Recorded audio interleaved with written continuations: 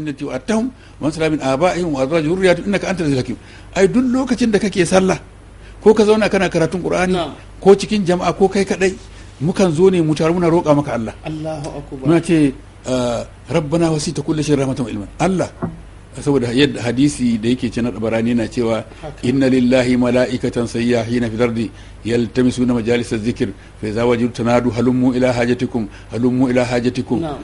Wato duk mala'iku suna yawo ne yan gangane a bayan ƙasa za su samu inda ake karatun qur'ani ko inda ake sallah ko inda aka taro na zikiri inda aka taro na zikiri nan sai su to su ta sauka jama'a mala'iku ku zo mu riga mun samu duk wanda bai samu mutane ba ya zo mun samu ku zo mu taru su yi ta taruwa suna roƙa mutanen suna roƙa musu Allah haka rabbana wasita kulli shay rahmatan wa ilman. Allah kafi mu tausayi karka ce muna nuna kai da za ka yi tausayin bayinka. Allah fa kafi mu ilimi karka ce muna nuna maka yadda za ka yi amma muna roƙon waɗannan kai musu gafara.